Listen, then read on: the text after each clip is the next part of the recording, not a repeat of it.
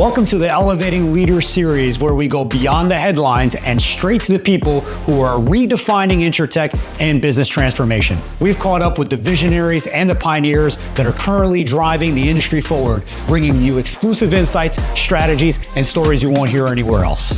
If you're ready to go deeper, this is your front row seat to the future of insurance.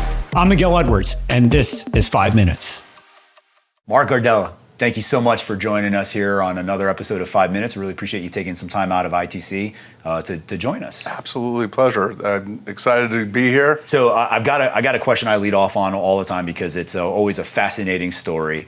I met yesterday, actually, the first person I've ever interviewed that planned a career in insurance, and from the beginning. So I've got to ask you, how the heck did you end up here? Like everybody else. My dad. Okay. 57 years as an Allstate agent. Yep.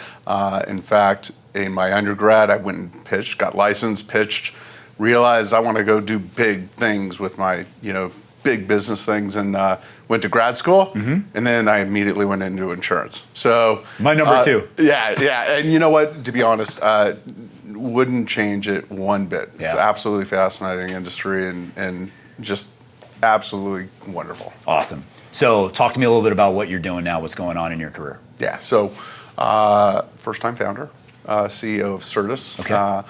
We are an MGA that's focused specifically on professionally managed multifamily portfolios, apartments, garden-style apartments. But really, we differentiate ourselves by the use of data, operational data. Basically what happens on the ground, maintenance people taking care of properties. And we literally put in sort of the best practices on how you maintain a safe and resilient property. And every data point that's in every one of the forms, like the things that they do walking around the property and making sure that the gate to the pool closes and if there are any tripping hazards, all those questions go through, and we pull that through into our proprietary score called the Surtis Risk Indicator. Okay. Think of it as like a FICO score. Okay. And we use that directly in how we think about pricing the insured. We also share that with our broker and our insureds, so that they actually have visibility into how that asset is being managed, so they can run their business better. That is fascinating.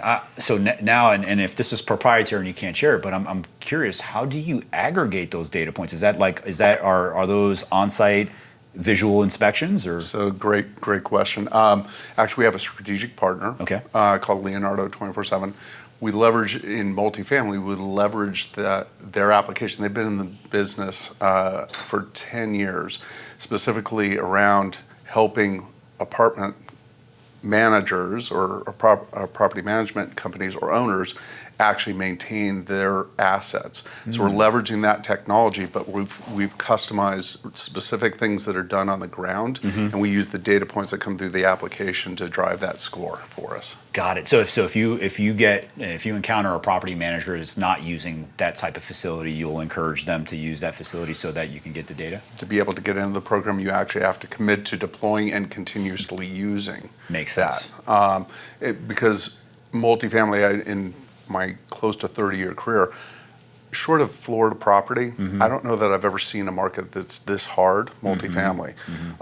So the need is there. Everybody's running from this. The only way that we have strong conviction, the only way you're going to be able to fix this and bring stability into the pricing and lower the overall cost of risk is actually to invest in owners who want to control that risk and bring that cost down and make investments in their properties to make sure that it's being handled. Got it.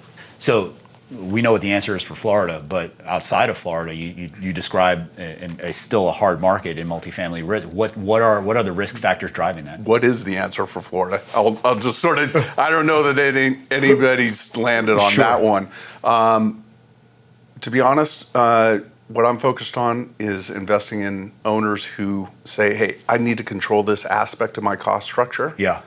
Because that is the insured who is going to commit to really improving their business in a way that's going to drive down claims, which is good for the residents. It's good for their bottom line. And really, at this point, it's a material impact. The cost of insurance is a material impact on their investment decisions. every investor, if you talk to any investor that's in multifamily, they're saying, can I afford to buy this property because of the cost of insurance? Can I get insurance? Do I have to get rid of this property because the cost of insurance has just gone up so high that I'm not making it? Do I build this project? So if you think about the housing shortage that we have in the nation, this is a heavy impact on it. And insurance is actually a negative impact. We think that we're bringing a solution, a pathway to being able to bring those costs under control so investors do what they do, continue to build. Thank you for joining this episode of 5 Minutes. If you've enjoyed our discussion, we'd love for you to share it with anyone else you think might find it interesting. Also, please subscribe on whatever podcast platform you're listening on and hit that bell to stay on top of the game with our practical 5-minute episodes. We look forward to seeing you again next week.